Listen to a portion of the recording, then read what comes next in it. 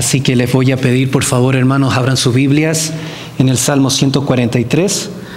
Vamos a leerlo todo y vamos a ver qué nos tiene el Señor que decir en su palabra. Salmo 143.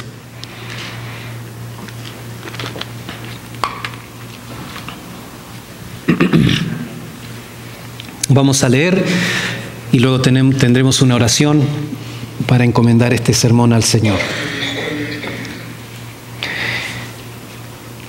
Salmo 143 dice: Oh Jehová, oye mi oración, escucha mis ruegos, respóndeme por tu verdad, por tu justicia, y no entres en juicio con tu siervo, porque no se justificará delante de ti ningún ser humano. Porque ha perseguido el enemigo mi alma, ha postrado en tierra mi vida, me ha hecho habitar en tinieblas como los ya muertos, y mi espíritu se angustió dentro de mí. Está desolado mi corazón. Me acordé de los días antiguos, meditaba en todas tus obras, reflexionaba en las obras de tus manos. Extendí mis manos a ti y mi alma a ti como la tierra sedienta. Respóndeme pronto, Jehová, porque desmaya mi espíritu. No escondas de mí tu rostro. No venga yo a ser semejante a los que descienden a la sepultura. Hazme oír por la mañana tu misericordia, porque en ti he confiado. Hazme saber el camino por donde ande, porque a ti he elevado mi alma. Líbrame de mis enemigos, oh Jehová, en ti me refugio. Enséñame a hacer tu voluntad, porque tú eres mi Dios. Tu buen espíritu me guíe a tierra de rectitud. Por tu nombre, oh Jehová, me vivificarás. Por tu justicia sacarás mi alma de angustia, y por tu misericordia disiparás a mis enemigos, y destruirás a todos los adversarios de mi alma, porque yo soy tu siervo. Vamos a orar. Bendito Señor y Padre nuestro que estás en lo alto, te damos gracias por este tiempo que tenemos de abrir tu palabra, de estudiarla y, Señor, de escucharte hablarnos al corazón. Te pedimos, Señor, que abras nuestros ojos, nuestros oídos y nuestro entendimiento para recibir el mensaje, para creer y para ponerlo en práctica esta semana, Señor, y siempre. A ti sea la gloria, Señor, por dejarnos tu palabra y por permitirnos, Señor, estudiarla. Ponemos este sermón y nuestras vidas en tus manos, Señor, en el nombre de Cristo Jesús. Amén. Un par de preguntas vamos a hacer para comenzar el estudio de este sermón, de este salmo, que va a servir como punto de inicio y de meditación a medida que vamos haciendo la exégesis. En primer lugar, preguntamos: ¿cuál es el sabor real de una vida en el Evangelio? ¿Qué debe estar presente en mí para saber con toda certeza que soy un cristiano, que soy en verdad un hijo o una hija de Dios? ¿Qué es lo que caracteriza la verdadera fe bíblica? La iglesia, hermanos, está en crisis y lo ha estado por bastantes años, por bastantes décadas. Nuestro pastor, como ustedes saben, le ha sido puesto en el corazón hablar respecto a la crisis que se da en la iglesia. Y una de las cosas que pasa es que, y esto es común no tan solo en la iglesia, sino en toda nuestra sociedad, hay una crisis de identidad. No sabemos quiénes somos. El mundo, nos dicen, por ejemplo, grandes apologistas cristianos, que el mundo perdió lo que significa ser humano. Ya la gente no sabe lo que es ser un hombre o una mujer. Y en una cultura posmoderna se nos dice que tu verdad es lo que realmente importa, que no hay una verdad objetiva y absoluta de las cosas, y que es prácticamente como tú te sientas acerca de ti mismo lo que define el que tú eres, y que nadie puede o debe atentar contra esa idea. Hacerlo significa ser intolerante y una serie de adjetivos que la gente usa, ¿no?, para describir a las personas que no están de acuerdo con esta ideología. Y esta crisis de identidad se ha metido a la iglesia, ¿no? Y una de las formas en la cual vemos esto de una forma bastante palpable es en la cantidad de denominaciones que hay, en la cantidad de iglesias que hay en un sector muy pequeño. Yo vivo en Wilson y Dufferin, por ahí, y entre esa cuadra de Dufferin y Kiel por Wilson, yo he contado cerca de hecho, ni siquiera tanto, es en un bloque de unos 3 semáforos, por lo menos unas 10 iglesias, unas católicas, otras pentecostales, bueno, en su mayoría son pentecostales, iglesias con edificios grandes, otras que son unos locales bien pequeñitos, pero hay una cantidad de iglesias en solo una cuadra que la verdad, visto desde afuera, pienso que habla mucho, ¿no? Dice la falta de seriedad que hay con respecto de las cosas de Dios. Porque si el Evangelio y las cosas de Dios son tan serias, entonces ¿por qué hay tanta división? ¿Cómo es que la gente no se puede poner de acuerdo y simplemente congregarse y hablar o adorar a Dios? ¿Por qué se tienen que dividir en estos grupitos tan pequeños? Bueno, esto es una manifestación de esa crisis de identidad en la iglesia. Entonces la pregunta es vigente, ¿no? Es latente, ¿qué significa ser cristiano? ¿Cómo identificamos a los verdaderos creyentes? Pero eso no debe empezar con una crítica o un análisis de los demás. Debe empezar con una evaluación de uno mismo y hacer las preguntas a uno mismo. ¿Soy un verdadero creyente o no? ¿Y qué debe estar presente en mí para saber si somos verdaderos hijos de Dios o no? Los salmos, como género literario, son canciones. Ya son canciones que el Señor en su soberanía inspira y nos deja esta colección de cánticos que se hacían en el templo en Israel antiguamente. Hay varios autores, pero uno de los más prominentes es David, el rey David. Ahora, ustedes se fijarán que todas las canciones hasta el día de hoy son expresiones más de emociones que de otras cosas. Es el artista expresando sus emociones y entonces pone esto, lo que sea que está sintiendo, en estas canciones de una forma poética y de una forma rítmica y melódica, porque la música tiene el poder de comunicar las emociones de una forma que el simple texto no lo puede hacer. Entonces, lo que tenemos en los salmos son experiencias personales. Y hay diferentes géneros o tipos, temas que tratan los salmos, ¿no? Pero en esencia son, por su generalidad, específicamente este salmo, expresiones de un verdadero adorador. Y por lo tanto, cuando leemos los salmos, vamos a encontrar que son un espejo. Nos vamos a hallar en algún salmo. No importa en qué etapa estemos de nuestra vida, puede ser que estemos pasándolo muy mal y un salmo como este nos hable al corazón. Puede ser que estemos pasando por un tiempo en el cual nos sentimos muy gozosos y alegres en el Señor y vamos a encontrar un salmo que va a expresar ese sentimiento de forma perfecta, porque justamente son expresiones emotivas del corazón de un verdadero adorador, ya sea David o los hijos de Asaf también son los que escriben los salmos. Moisés, hay un salmo también de Moisés muy hermoso, creo que es el Salmo 90. Entonces vamos a encontrar que los salmos son un espejo. Hay prácticamente 5 tipos de salmos que vamos a encontrar. Hay salmos que tratan con el tema de la sabiduría. El necio dice en su corazón no hay Dios. Ese es un salmo típico que habla de la vida y cómo se debe vivir. Salmos que tienen que ver con el reino o con el rey. El Salmo 110 es muy, muy conocido porque es uno de los más repetidos en el Nuevo Testamento y tiene como temática el rey, lo que es el Mesías. Hay salmos de acción de gracias donde el salmista simplemente expresa su gratitud generalmente por la salvación, porque Dios ha sacado ya sea al pueblo o al salmista de una situación muy fuerte, y entonces la única respuesta es acción de gracias.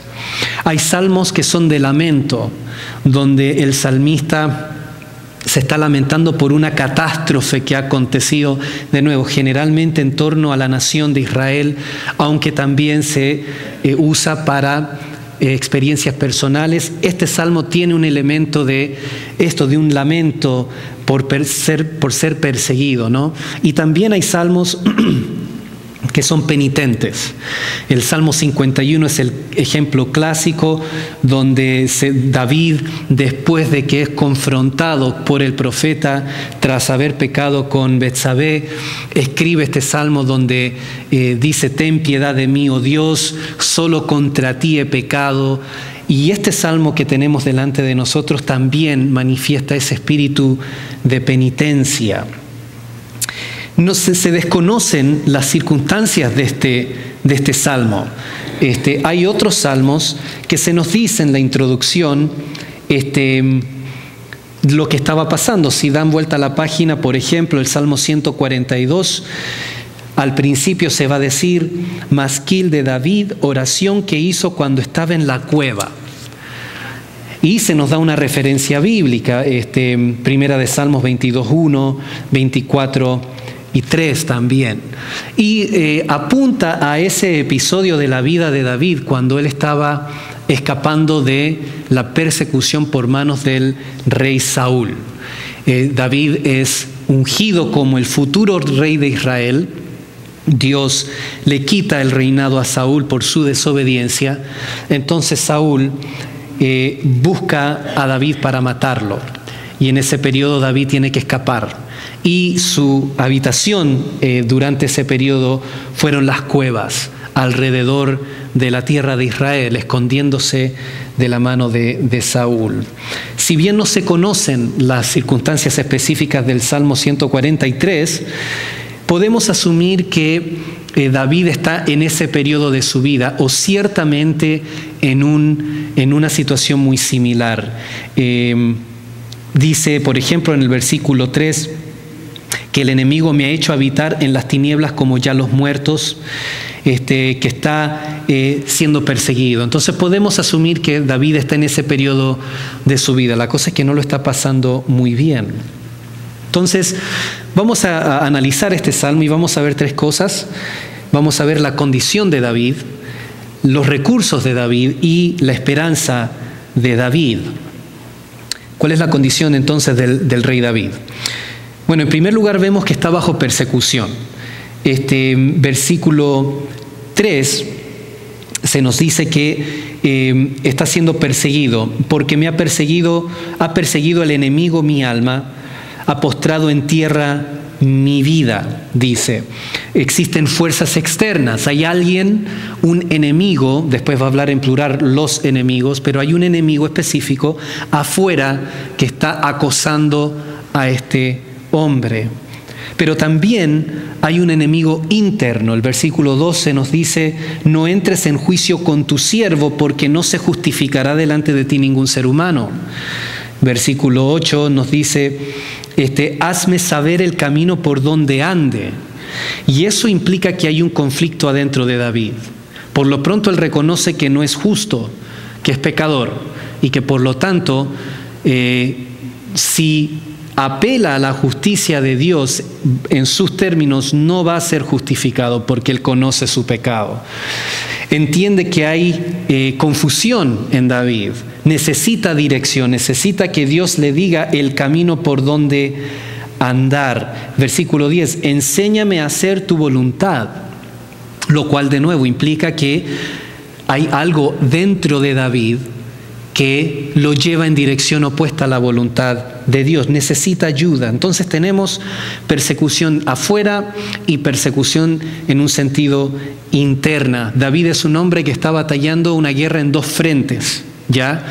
Y si conocen un poquito de guerra o de estrategia de guerra, se sabe que una vez que un ejército o una nación que está siendo invadida tiene que dividir su armamento y sus recursos para pelear la guerra en dos frentes o en dos partes de la frontera, se disminuyen las probabilidades de victoria de una forma significativa, porque ya en vez de concentrar toda la energía en un solo frente, se tiene que dividir y entonces queda más débil en ambos frentes.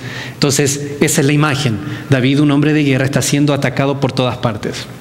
Afuera hay gente, un enemigo que lo está buscando. Adentro también está el enemigo, que es el pecado, que causa todo tipo de problemas, ¿no? Entonces es un hombre bajo persecución.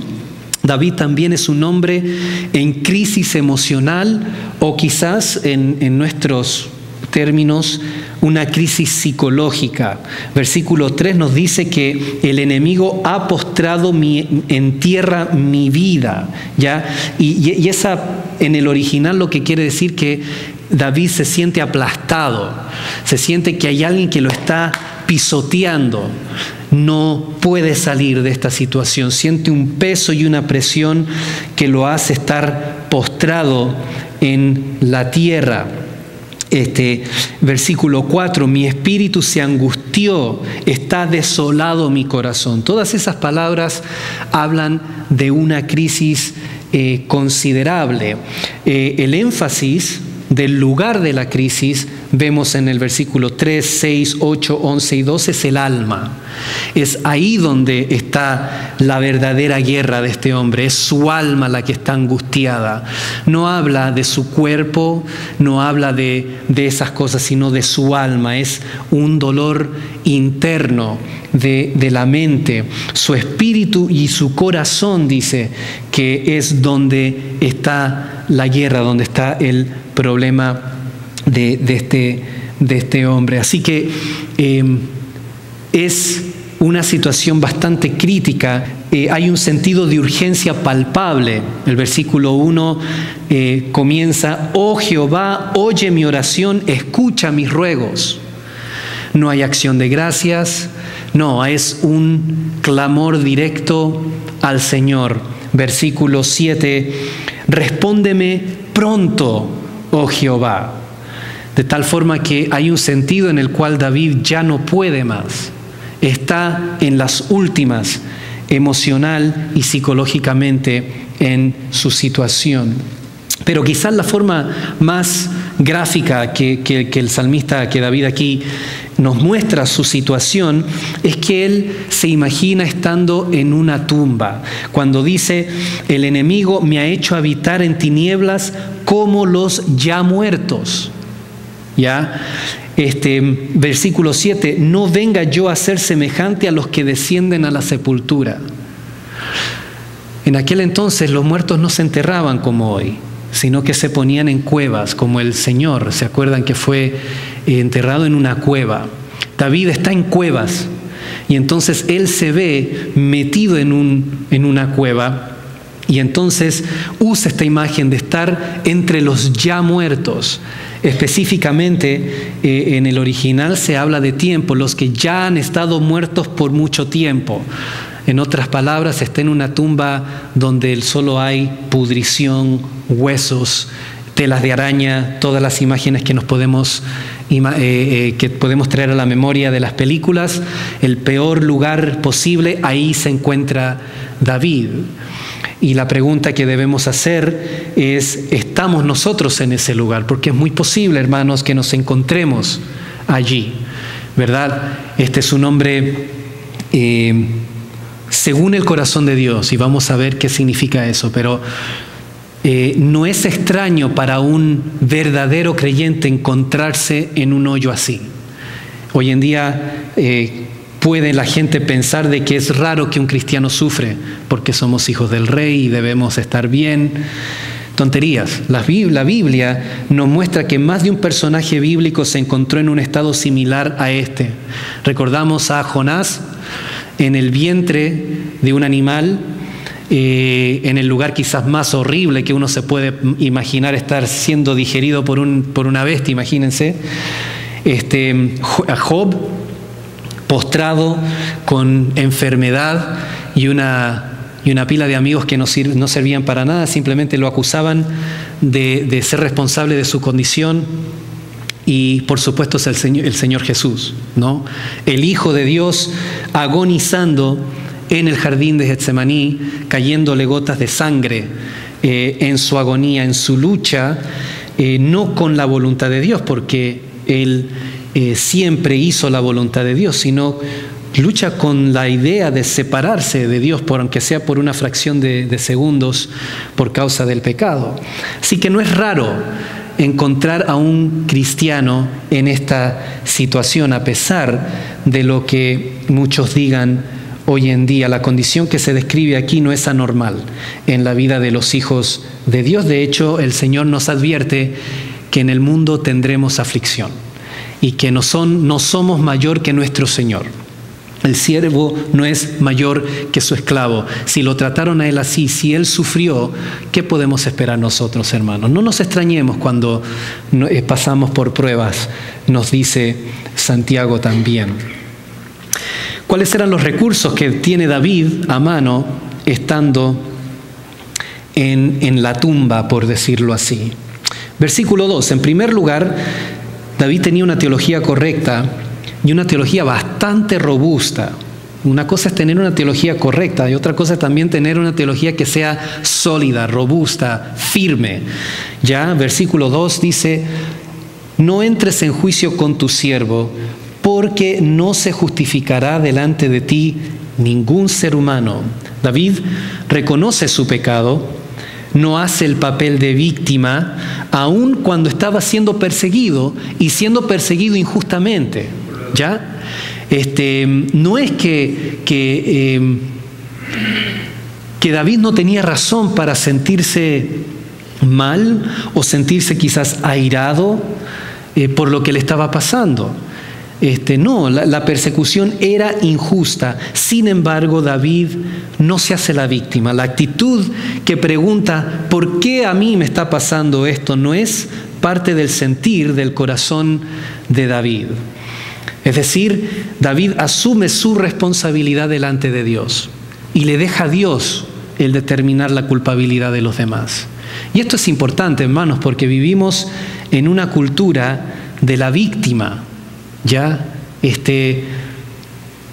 un predicador bastante conocido, bueno, él no es británico, pero habla con un acento británico, se llama Michael Ramsden. Él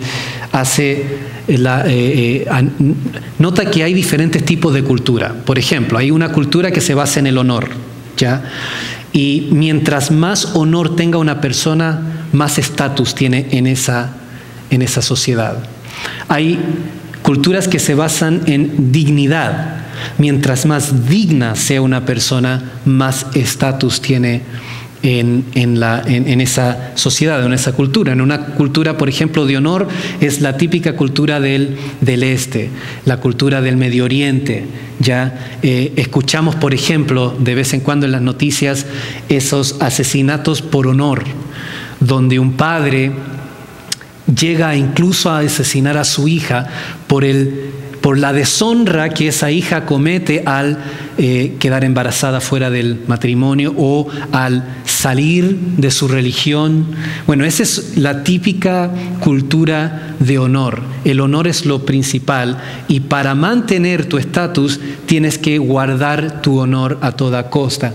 Nosotros no vivimos en una sociedad así. Nuestra sociedad tiene más que ver con la dignidad. Mientras más digna sea una persona, mayor estatus tiene, o por lo menos ha sido así por muchos años. Por lo tanto, si alguien, por ejemplo, te ataca verbalmente, lo que te va a dar estatus no va a ser responder con la misma violencia, sino responder dignamente, estar por encima de las groserías o incluso la violencia. Eso es lo que da estatus. Y la gente dice, eso es lo que admira a la gente. Pero ya viniendo hace unos 5 o 10 años para acá, sugiere este hombre, Michael Ramsden, como digo, que vivimos en una cultura de víctimas, donde tu estatus en la sociedad depende de qué tan victimizado has sido en tu vida. Por ejemplo, si tú eres una mujer tú tienes mayor estatus que un hombre, porque las mujeres han sido víctimas de opresión por mucho más tiempo que los hombres. ¿Ya? Si tú eres una mujer de color, tienes más estatus que una mujer blanca, porque la gente de color o las minorías, ya sea los inmigrantes o la gente de descendencia africana, ha sufrido mayor opresión, ha sido más víctima que una persona de color blanco. Y entramos también, como todos sabemos, en el asunto de la orientación sexual. Una persona gay, una persona transexual tiene mayor estatus en esta sociedad. ¿Por qué? Bueno, porque han sufrido mucho más que todos los otros grupos juntos. Entonces, la víctima tiene mayor estatus en nuestra sociedad. La justicia social es aquella que divide a la gente según su estatus de víctima. Bueno, eso va directamente en contra del Evangelio y de la actitud de los cristianos, que los cristianos debemos tener, de la actitud que David está manifestando aquí. Él no se hace la víctima, él entiende que es un pecador y asume su responsabilidad. Si hay algo que debe caracterizar al cristiano, hermanos, es que asumamos nuestra responsabilidad como adultos, como ciudadanos y, por supuesto, como hijos de Dios, llamados a vivir de una forma digna a la vocación con la cual hemos sido llamados, según Efesios capítulo 4. David manifiesta un conocimiento teológico no tan solo correcto en reconocer su pecado, sino profundo y robusto, porque la declaración que hace David es extensiva. Él dice: no hay delante de ti ningún ser humano se va a justificar. La extensión universal de la culpabilidad del hombre en esta declaración revela un entendimiento profundo de la vida. David se da cuenta de que todos somos pecadores, no se salva nadie. David trae a colación una verdad fundamental sobre la naturaleza humana que sirve de base de su cosmovisión. Y es que justamente para eso están hechas las crisis, ¿verdad? Una crisis ocurre cuando los principios fundamentales de nuestra cosmovisión son desafiados. Si no, no es una crisis. ¿Ya? Una crisis es cuando nos levantamos un día y empezamos a preguntarnos si todo lo que he hecho tiene sentido. Si realmente es verdad todo lo que yo creo, si tiene un fundamento sólido mi vida o no. Ahí es cuando entramos en crisis. Entonces, lo interesante es que David entiende que su teología es sólida. Entonces, ese sirve como punto de partida para salir del hoyo. Es recordar aquello que es verdad, aquello que es absoluto. Cuando no hay absolutos en la vida es cuando la gente se vuelve loca, termina matándose o matando una pila de gente, porque no hay ningún absoluto en el cual afirmarse ante el sufrimiento latente e inevitable de la vida, ¿verdad? Así que David usa como punto de partida, cuando está en la cueva, cuando está en ese hoyo emocional o psicológico, la verdad, la teología. ¿Qué es lo que él sabe que es cierto? Bueno, yo sé que soy pecador y que hasta cierto punto lo que estoy pasando me corresponde, me lo merezco hasta cierto punto, porque soy pecador. No se sorprende de por qué le está pasando esto a David y entiende que eso es una verdad universal, ¿ok? Teología y la memoria de las obras de Dios. Esas son las dos cosas en las cuales David se agarra para empezar a levantarse del hoyo.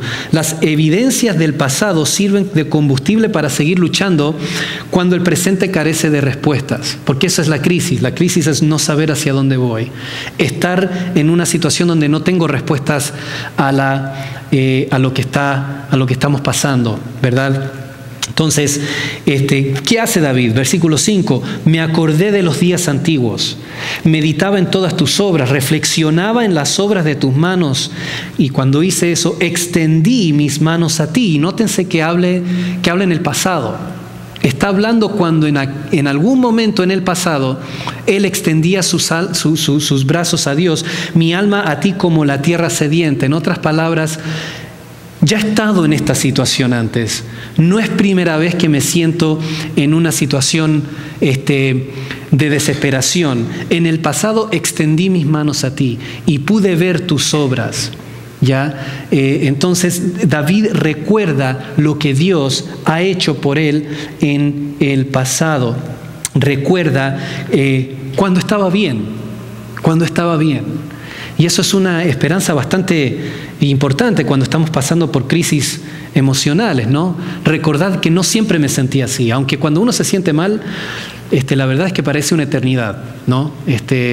Esos días, minutos o semanas que una persona esté pasando algo que en este caso creo que en términos modernos sería una especie de depresión, parece que es eterno. Parece esos minutos son eternos, pero es bueno recordar en esos momentos que no siempre estuvimos así.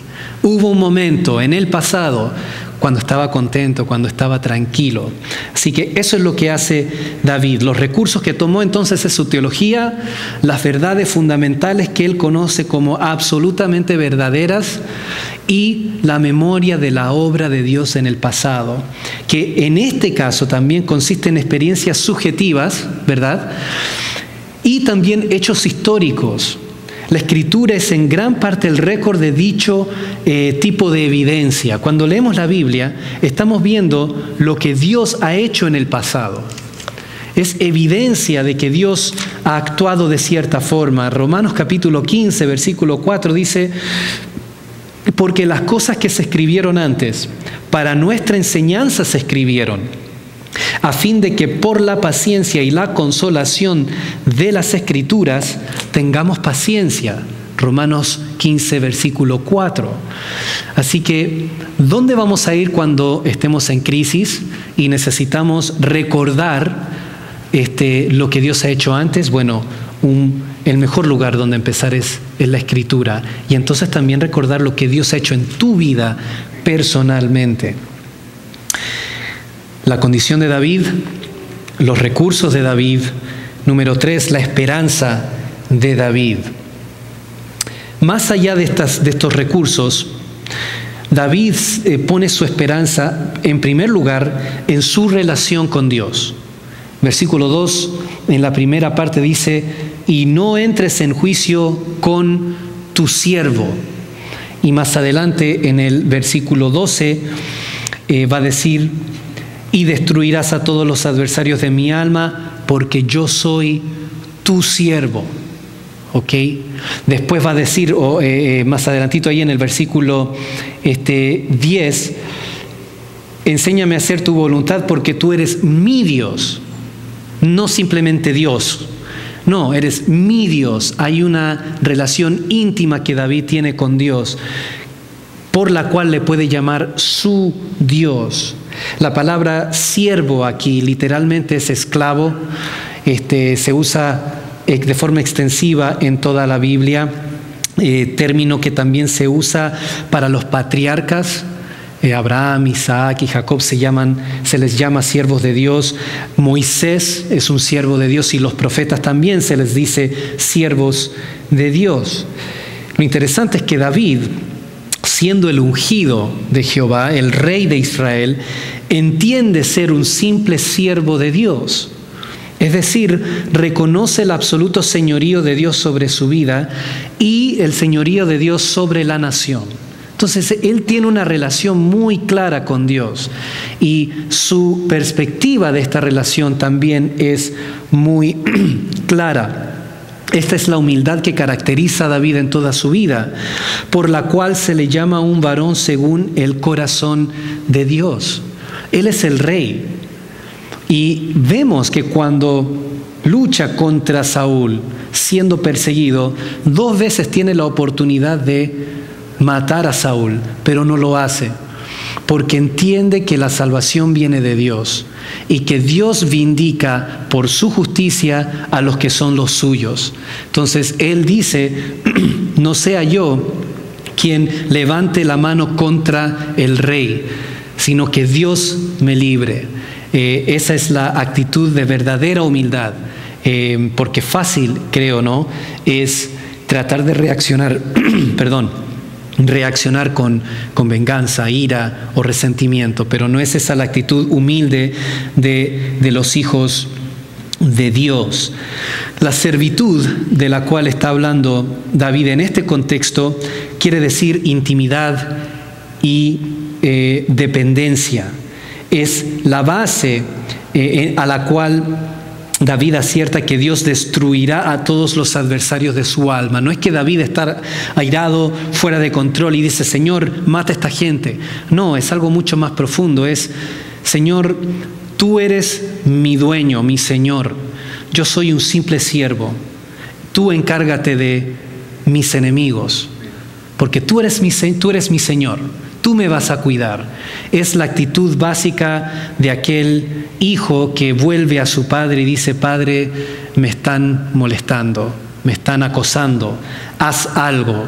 Entonces, tenemos que saber interpretar ese tipo de versículos, ¿no? Los que son enemigos de la Biblia caracterizan muchas veces y usan estos versículos como ejemplo para decir que la Biblia es violenta o que Dios es un Dios de violencia, etc. No, mentira. Hay que leerla en contexto y entender qué es lo que está diciendo aquí David. Él está siendo atacado y entonces clama a su Señor por protección, ¿verdad? Así que lo importante aquí es que hay una gran diferencia entre buscar el favor de Dios y buscar a Dios. David no está simplemente buscando que Dios lo salve. David está buscando a Dios. Y entonces que Dios haga lo que Él quiera. Y eso es lo interesante de cuando, por ejemplo, dice, no escondas de mí tu rostro.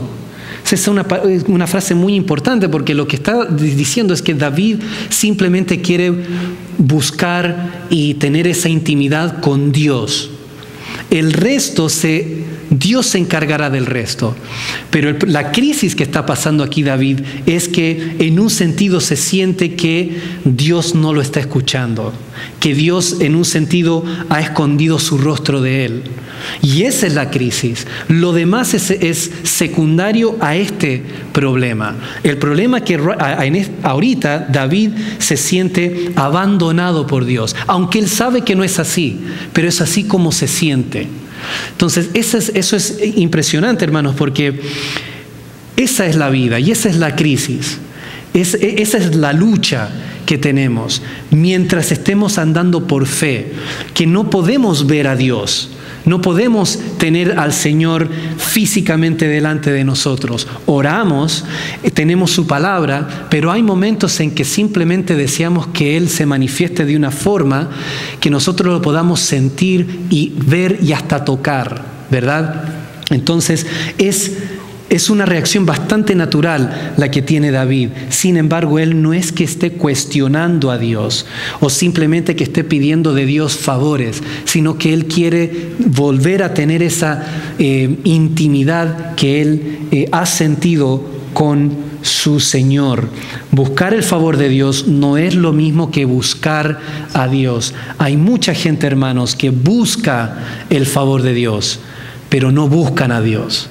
Y la razón específicamente, y nos lleva al próximo punto, es que Dios tiene un carácter específico y no se puede buscar a Dios ignorando quién es Dios. Entonces David entiende y se apoya en su relación con Dios, pero esa relación se basa en un entendimiento correcto del carácter de Dios. Entonces vamos a ver, por ejemplo, versículo 1 en la segunda parte, respóndeme por tu verdad, por tu justicia. David está apelando al carácter de Dios.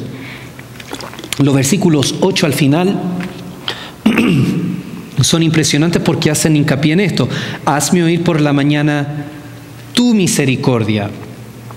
Después dice, enséñame a hacer tu voluntad, tu buen espíritu me guíe a tierra de rectitud y esto es importante, por tu nombre, oh Jehová, me vivificarás. Por tu justicia sacarás mi alma de angustia, y por tu misericordia disiparás a mis enemigos. Entonces, David descansa plenamente en la naturaleza del carácter de Dios. Es su justicia la que se va a hacer, es su verdad la que está buscando el salmista. David descansa completamente en el carácter de Dios, confía en que cualquiera que sea la voluntad de Dios resultará en su bienestar y en su salvación. Y entonces lo que está en juego acá, hermanos, no es la vida de David tanto, es más la integridad del carácter de Dios, revelado en sus promesas y su compromiso para con su siervo. Eso es lo que está en juego. Yo soy siervo de Dios, y si la gente me ve en el suelo, van a pensar qué clase de Dios tiene este que ni siquiera lo puede salvar. Ese es el dilema. Entonces lo que está pidiendo David es: sálvame según tu nombre, según tu justicia. En otras palabras, glorifícate tú con mi salvación. Ese es el punto. Y eso es lo que Jesús al final, en esa lucha en Getsemaní, está orando. Él dice: Señor, si es posible que pase de mí esta copa, que así sea, mas no mi voluntad, sino la tuya. En otras palabras, que tu nombre sea glorificado, eso es lo que yo quiero. Si tu nombre puede ser glorificado y yo no tengo que ir a la cruz, mejor. Pero si tengo que ir a la cruz y con eso va a ser glorificado tu nombre, vamos hacia adelante, vamos hacia la cruz. Ese es el corazón del verdadero adorador. Busca por sobre todo la gloria de Dios, busca defender la integridad de Dios. Eso es lo que significa cuando Pablo nos llama a andar como es digno de la vocación con la cual hemos sido llamados, es: compórtate de una forma que dé gloria a Dios, que cuando la gente vea tu vida, glorifiquen a vuestro Padre que está en los cielos, según las palabras del Señor en el Sermón del Monte.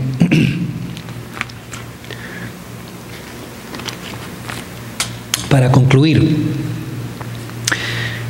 tres cosas. En primer lugar, este salmo nos muestra que un atributo que define la verdadera fe, que debe estar presente, es aquel llanto genuino y penitente del creyente. Ya ustedes se fijan, esto es algo que me ha llamado siempre la atención, que nunca se dice que Jesús estuvo sonriendo o pasándolo bárbaro. Sí se dice que llora, se dice que se aira,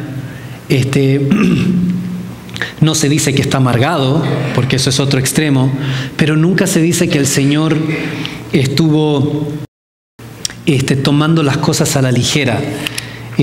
Hay un pasaje cuando ya al final, en el capítulo, al final del Evangelio de Juan, Jesús dice que Él deseaba por mucho tiempo tener esa reunión con sus discípulos. Ya vemos que el Señor está alegre, pero en general vemos a un Señor que es serio y que es, que va a la cruz, en definitiva.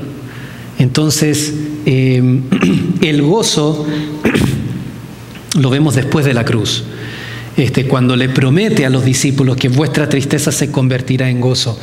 Pero las palabras que se me vinieron a la mente, en Mateo capítulo 5, versículo 4, bienaventurados los que lloran, porque ellos recibirán consolación. Ya, el llanto penitente es necesario en la vida del cristiano. Es una patente, es un sello de que somos hijos de Dios. No es esa alegría descontrolada, no es el escándalo, no es la fiesta la tendremos en el cielo. Aquí tenemos que llorar por nuestro pecado, llorar por las almas que se están perdiendo, llorar por la violencia que se le hace a la integridad y la santidad de Dios, llorar porque el mundo se va mancomunadamente al infierno. Hay que llorar. y tenemos que ser entrenados en ese tipo de llanto, ¿ya?